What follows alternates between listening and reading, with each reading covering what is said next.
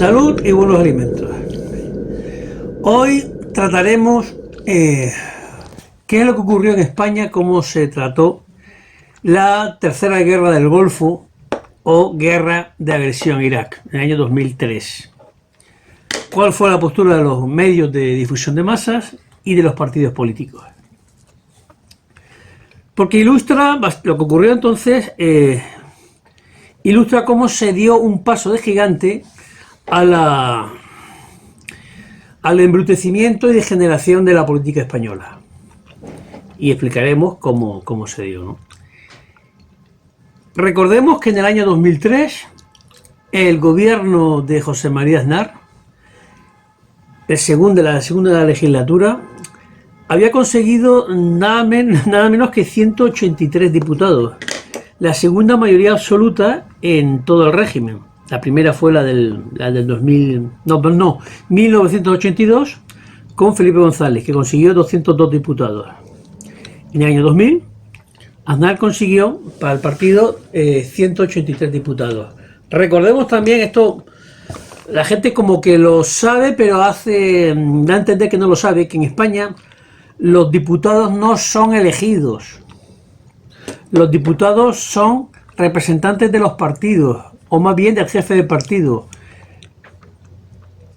Aparecen empotrados en listas cerradas, aunque si fuesen abiertas tampoco no sería diferente, ¿no? Pero los diputados no son elegidos en sus distritos, no, los diputados están empotrados en provincias por el jefe de partido y sale porque la gente vota a la lista de partidos.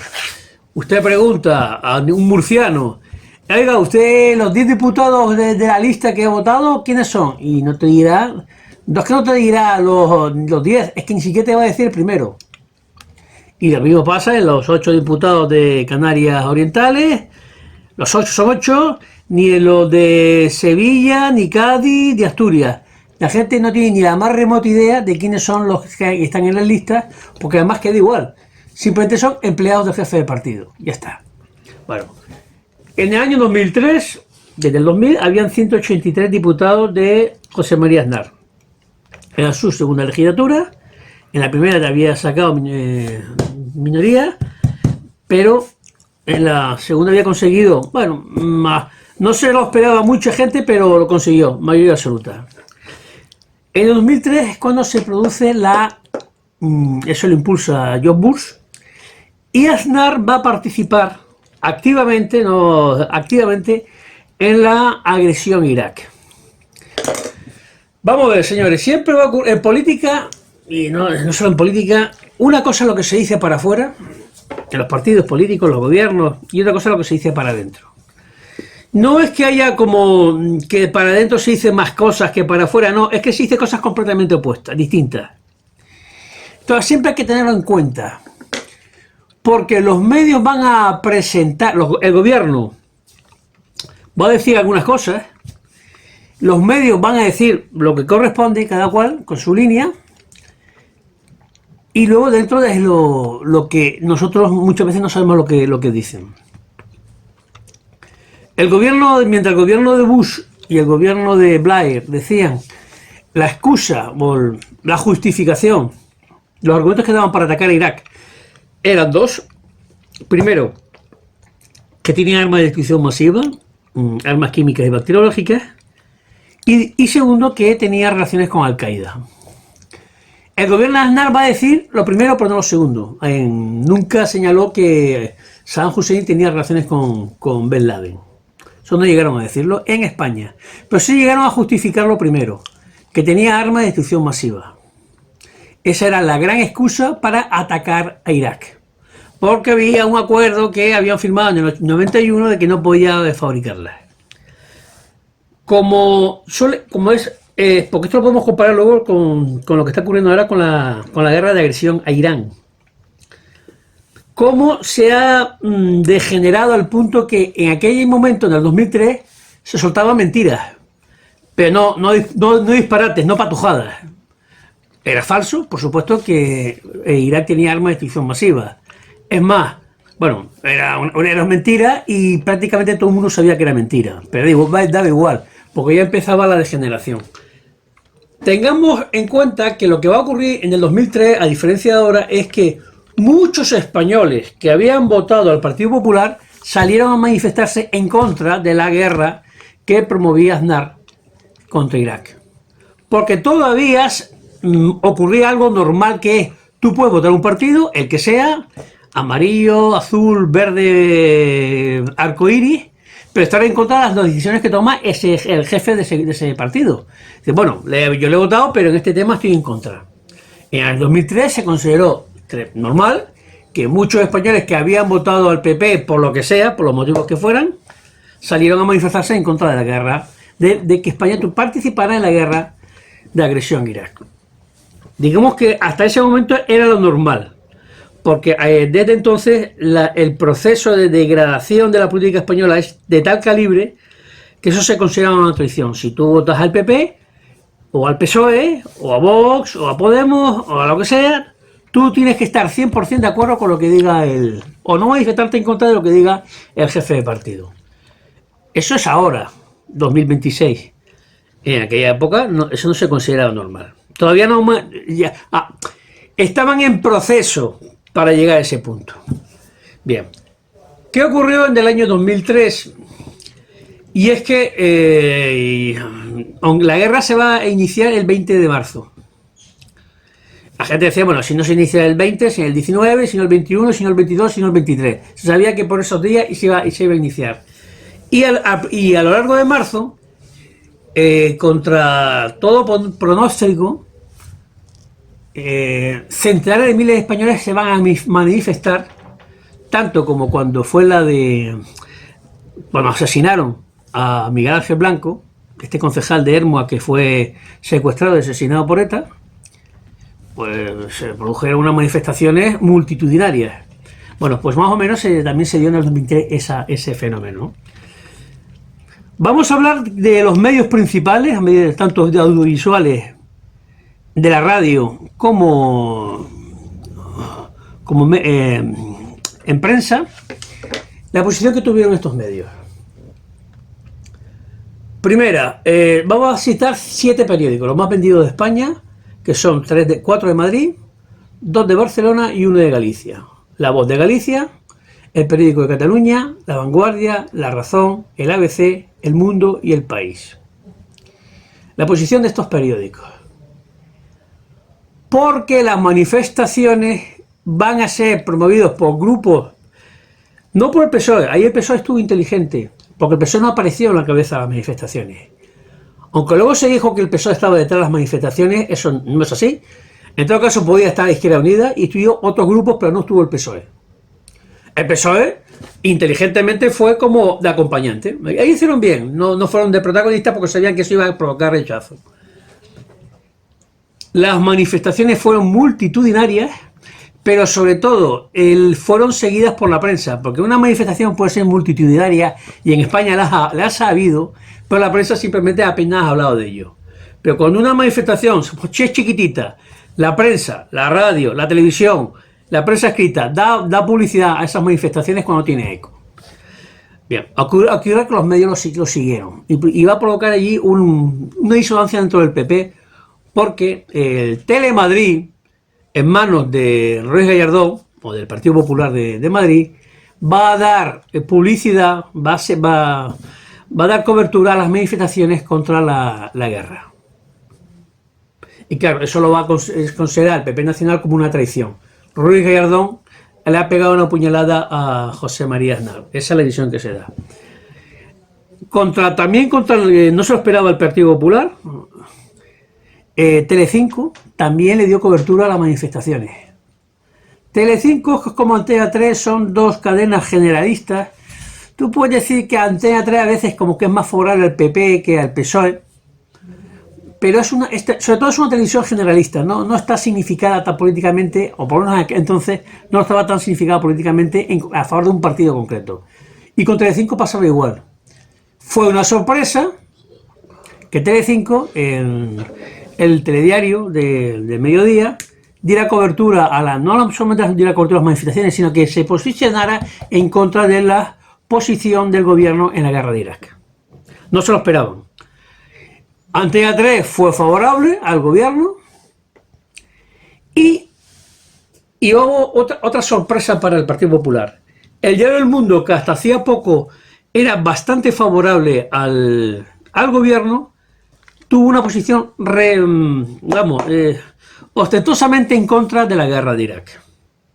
Abiertamente y incluso de forma más decidida que el país, porque el país, aunque se recuerde porque eso es otra falsedad que se da, no estuvo en contra de la guerra de Irak, estuvo que se iniciara en ese momento, pero más adelante, si no vamos a matar al vecino ahora, pero a lo mejor dentro de la próxima semana lo haremos, pero realmente no estuvo realmente en contra de la guerra de Irak, como tampoco la estuvo el PSOE. Izquierda Unida sí, Izquierda Unida, pero claro, Izquierda Unida tenía 8 diputados y apenas era seguida en la prensa. Entonces, vamos a hablar. Los 7 periódicos españoles principales, 2 de ellos estuvieron a favor de la guerra, de que España emprendiera la guerra de agresión a Irak, que era el diario ABC y el diario La Razón. Aunque los dos tampoco estuvieron, digamos, no eran entusiastas de la guerra. El ABC estaba a favor que el gobierno, España, participara en la guerra, aunque le ponían unas pegas como que, vamos, que tampoco era no era una cosa para alegrarse demasiado. Y La Razón, el jefe, el director de La Razón, decía que sí, que no, que realmente España no participaba en la guerra porque no enviaba tropas en vanguardia. Pero bueno, eso es como decir que Alemania y Japón tampoco participaron en la Segunda Guerra Mundial porque el general Tojo, que era el primer ministro japonés, o Hitler, no iban al frente a pegar tiros. Eso es de loco. Y Italia sí, porque el ministro de Asuntos Exteriores, pues durante 3 meses estuvo ahí pilotando un cazabombardeo. Tampoco Bush participó en la guerra, ¿no? Porque tampoco fue a pegar tiros. No, pero eso era el jefe político. En la guerra lo que cuenta es la dirección política. ¿Quién es el que dirige la guerra? Y Aznar participó en la elaboración del ultimátum de guerra, dar los pasos diplomáticos para iniciar la agresión a Irak. Además, de forma, en las Azores se vio el 16 de marzo, concretamente, como apareció junto a Bush, además, y a Blair. También estaba Durán Barroso de Portugal, pero como más de forma más escondida, pero había participado abiertamente como los jefes políticos de la guerra, de la agresión a Irak. Que iba a participar Polonia, que se envió tropas de vanguardia, Australia, Italia, Holanda, Dinamarca, aunque Francia, Alemania, Bélgica y Grecia lo rechazaron. Bueno, pero estamos hablando de las posiciones en España. ABC, La Razón, a favor, aunque no de forma entusiasta. Onda Cero mantuvo una posición no tan ambigua, pero tampoco muy a favor ni en contra, no. Onda Cero, por ejemplo, Carlos Herrera, que era el más famoso, junto con Luis del Olmo, decían que ellos entendían las manifestaciones, no se dedicaron a insultar a los manifestantes, es lo que pasa ahora, pero entonces yo no. Entendemos que muchos españoles salgan a manifestarse en contra de la guerra, pero lo que no está bien es que critiquen al gobierno. Es decir, está bien que te manifiestes en contra de los atentados de ETA, pero no te metas con Batasuna, que es el que ampara esos atentados. Si tú denuncias un delito, tienes que meterte con el delincuente, tienes que denunciar al delincuente, quien comete o ejecuta esa acción. Vaya argumento más civilino y más incontradictorio el de Carlos Herrera. Pongo una posición, pero bueno, digamos que él no estaba abiertamente a favor de la guerra. Dice que entendía, que tendrá su razón, que el gobierno sabrá que nosotros somos la plebe, no sabemos nada, el gobierno ya sabrá porque lo hace, ¿no? Ese argumento elitista que es que responde mucho a la mentalidad que cada vez se ha ido consolidando. El Mundo fue el diario que más en contra estuvo en la guerra, curiosamente porque había sido un diario que había apoyado al gobierno Aznar, pero en esto estuvo radicalmente en contra, y de forma más contundente que la línea editorial del diario El País o de la cadena SER. Otro diario que eran críticos con la posición del gobierno, a La Vanguardia, El Periódico de Cataluña y La Voz de Galicia. En cuanto a las televisiones, lo hemos dicho, la 4 seguía la línea del País, Antena 3 estaba a favor de la intervención de España. Lo que pasa es que había un programa por la mañana que era de Ana Rosa Quintana, de años que lleva esta señora en televisión, que apoyaba las manifestaciones en contra de la guerra. El Telecinco, como hemos dicho, Valentín, que era el que dirigía los informativos del mediodía, abiertamente en contra, y luego, bueno, había programas de entretenimiento, que era Crónicas Marcianas o Buena Fuente, que estaban en contra, pero bueno, esas se tendrán que dar por la noche. Eso, pero sobre todo los informativos de Telecinco lo rompieron bastante el gobierno. También rompió el gobierno de Aznar, como hemos comentado, que no es que en Telemadrid estuviesen en contra de la guerra, pero daban cobertura a las manifestaciones en contra de la guerra. Y esto le ocasionó un perjuicio, porque, claro, porque lo que quería el gobierno, el PP, bueno, lo del clásico, que la gente no se meta en política. Que tú no des cobertura a las manifestaciones en contra de las protestas contra el gobierno. Y hubo un día una radio, la COPE, con que la iglesia estuviese en contra, estas contracciones que ellos tienen, como que juegan a varias bandas. Tanto el programa por la mañana, el más seguido, de Jiménez Los Santos, como el por la noche de Luis Guerrero, están a favor de la guerra. Y vamos a tener una muestra de cinismo superlativo por parte de la COPE, en este caso Jiménez Los Santos, que por supuesto él no alegaba de que Irak tenía, digo igual, él decía que España tenía que ir a la guerra porque se iba a destruir el país y España iba a participar en el negocio de la reconstrucción del país. Vamos a destruir un país y luego lo reconstruimos y nosotros sacamos el beneficio. O sea, era un argumento, bueno, por lo menos sincero, absolutamente cínico, en la cual no hay ninguna pantomima de vamos a llevar la libertad, la democracia, los derechos humanos, bla, bla, bla, bla. Todo eso no se esgrimía. Se esgrimía un argumento cínico, pragmático. Vamos a hacer negocio en Irak. Por eso vamos a destruir, vamos a matar para sacar negocio, beneficiarnos nosotros o participar de los beneficios. Porque claro, mientras el gobierno alegaba que había armas de destrucción masiva, todo el mundo sabía que esa era una excusa y que probablemente que era falso. También hay gente que de forma secundaria alega, bueno, el régimen de Saddam Hussein es una dictadura, sí, claro, es una dictadura, claro. Pero tú vas a bombardear un país y vas a imponer la peor de las dictaduras, que es el dominio extranjero, que eso es lo peor que hay. Porque bueno, una dictadura, pero por lo menos el dictador es de ese país. De alguna manera quiere que el país funcione. El que viene le da igual si funciona, va a sacar más sin una tajada. ¿Qué van a llevar la democracia? Tú nunca puedes llevar la democracia a ningún lado, ni la libertad a ningún lado. La libertad se conquista desde dentro, o puede ser con ayuda externa, pero porque participan, los dos luchan en la misma trinchera para conseguir esa libertad. Si no, nunca se ha dado. Históricamente nunca ha habido, o sea, nunca en la guerra de Grecia, la Grecia clásica, tú nunca llevabas la democracia a otro país. Atenas nunca llevó la democracia a ninguna polis, no podía, porque la democracia no la puedes llevar, tiene que surgir de dentro. Pero bueno, eso se utiliza como una excusa, como una especie de mantra religioso, porque en la guerra de Irak se va en el fondo interviene la religión, aunque haya un marco aparentemente laico. Se dice, hay que defender a los cristianos de Irak. ¿Qué pasa? ¿No son iraquíes? Es una excusa. Es que encima había ministros y primeros ministros de vicepresidentes de gobierno que eran cristianos iraquíes. Excusa. Quien alega eso, por supuesto, le importa un pimiento los cristianos de Irak, los calvos de Irak, las mujeres de Irak o los bigotudos de Irak. Eso les da igual. Es una excusa para tu adscripción sectaria. Un católico que le importa, o sea, un español católico, ¿cómo va a apoyar una guerra de agresión que va en contra de la doctrina católica?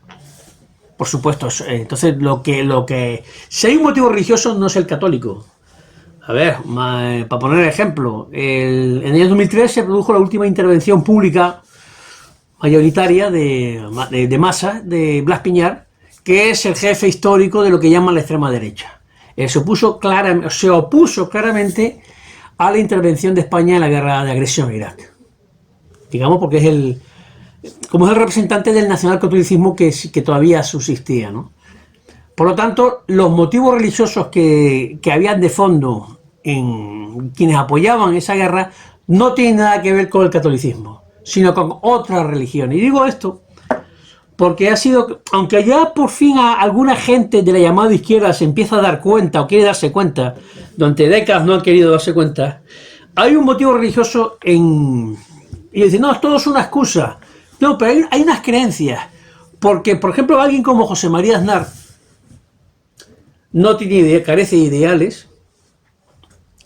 Sí está dominado por pasiones y creencias. Pues esas creencias hay que señalarlas cuáles son.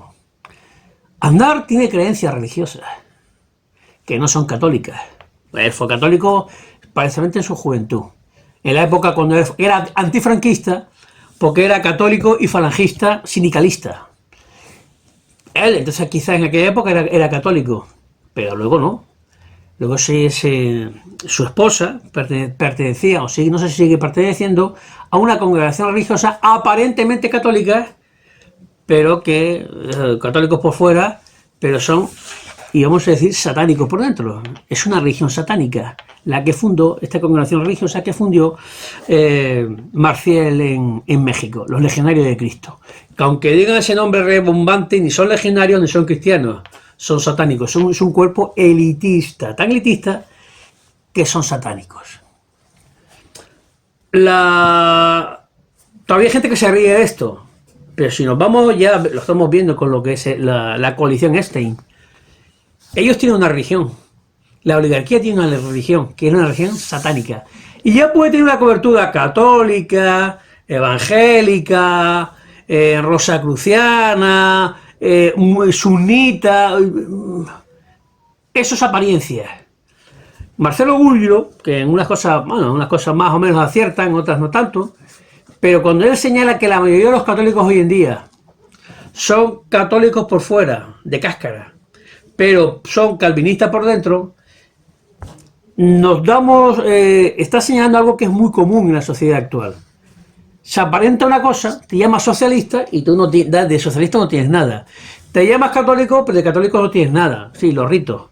Pero tu moral, tus creencias, tu práctica son calvinistas o de otro tipo.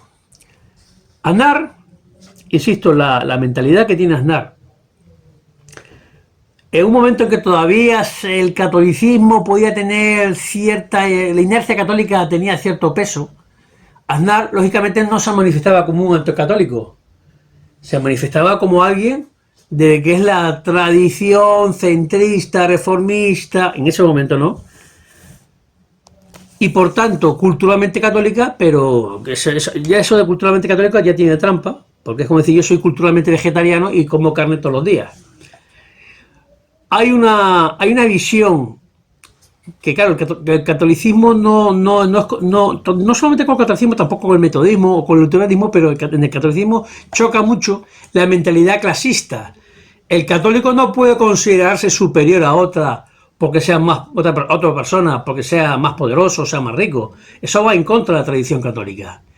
Pero con la nueva religión, aunque la visten que es la calvinista o la satánica, que justamente dice, no, tú porque eres más poderoso, más rico o más ruin, tú tienes derecho a aplastar al otro. Eso desde el punto de vista católico es contradictorio, pero no desde el punto de vista de la religión de Aznar. O la religión de los que tienen los rosacrucianos, que bueno, hablan de desarrollo espiritual, no, ellos son satánicos. La gente superior tiene derecho a aplastar a la gente inferior. Eso choca con la tradición católica, no solo católica, también luterana, también metodista, pero es la que tienen las oligarquías revestidas de otra de otros ritos o de otras excusas. Viendo esto, curiosamente, la llamada izquierda, que tampoco de izquierda, hay que verlo también, apenas nunca ha tratado, porque aunque por ejemplo se critica el Opus Dei, realmente no va al fondo de lo que dice el Opus Dei. El Opus Dei es una secta neocatólica, y estoy hablando, no estoy metiéndome con la gente sencilla del Opus Dei, que hay gente, muy buena gente. Estoy hablando de lo que es el cuerpo doctrinal y práctico de lo que es la organización religiosa. Son calvinistas y te introducen el dogma, que es un dogma aberrante desde el punto de vista católico, que es que los judíos son los hermanos mayores de los cristianos. Y no solamente son hermanos mayores, sino que eso implica que tienes que apoyar al pueblo, no solo por los judíos, sino al Estado de Israel. Eso lo introduce en España el Opus Dei. ¿Y cómo se presenta el Opus Dei en los años 40 y años 50 o 60? Como los restauradores de la moral tradicional católica, aunque más adaptada al mundo moderno. ¿Qué moral? La moral calvinista. ¿Qué doctrina? La teología de la prosperidad, el apoyo al Estado sionista. ¿Qué coherencia tiene con la visión tradicional del catolicismo? Absolutamente ninguna. Pero es como atrapas a la gente. Al igual que tú puedes atrapar a la gente llamándote socialista obrero. Y ni obrero, ni socialista, ni nada de nada. Pero es como te vendes. Y con mucha gente entra. Aunque luego se da cuenta que no es así. Pues la guerra que empezó el 20 de marzo y que contra el 90, había encuestas que decía que el 93, 94, 95% de la población española estaba en contra de la guerra, incluyendo por la inmensa mayoría de los españoles que habían votado al PP. Aún así, Aznar fue a la guerra con mentiras, aunque no con patujadas, eso sí, no es como ahora. La guerra de ir contra Irán se suelta auténticas aberraciones, pero por lo menos con la más gran mentira, que se sabía que era mentira, que había armas de destrucción masiva en Irak y antes que la utilizara había que barrer el país. Lo que ocurrió es que hubo una torpeza del PP en cómo plantea, porque claro, tú vas a la guerra y tú no cuidas la propaganda, sueltas una mentira y tampoco te esfuerzas en elaborar un discurso que gane más apoyo. Pues claro, el discurso de vamos a la guerra, vamos a destruir un país para luego reconstruirlo y nosotros sacar beneficio de la reconstrucción, eso para convencer a los muy cínicos, a los Jiménez Los Santos y compañía. O el argumento de, como empleaba Miguel Ángel Rodríguez, vamos con los norteamericanos, da igual que tengan o no tengan razón, sino que porque van a ganar la guerra hay que ir con los ganadores. Eso es otro argumento cínico, que vale para una minoría, pero no vale para la mayoría. Ya que en ese momento la sociedad no estaba tan degenerada. Insisto, síntoma que no era tan degenerada es que muchos españoles que votaron al PP fueron a manifestaciones contra la guerra de agresión a Irak. Y luego, en el próximo capítulo, trataremos la guerra de Irán, cómo la degeneración ha aumentado, porque ya el PP sigue siendo torpe, incluso ahora el PP es más torpe que antes, que ya es decir, que lleva a uno a decir que no es posible tanta estupidez, que es algo programado y porque hay un pacto con el PSOE, porque dice, bueno, ¿cómo puede? Ya es que no sueltan mentiras, es que sueltan patujadas, porque tú ves a una Esther Muñoz o un Miguel Tellado, lo que dice Feijóo, y es que no sueltan trolas, es que ellas dicen auténticas disparates. Pero porque ha habido una degeneración, que es lo que nos me interesa cuando ya trataremos la guerra de agresión a Irán, la postura de los partidos españoles, y veremos cómo la degradación de la sociedad ha llegado hasta el extremo que ya no es que no suelten mentiras, sino que ya sueltan auténticas majaderías. Pues nos veremos en el próximo capítulo si Dios quiere.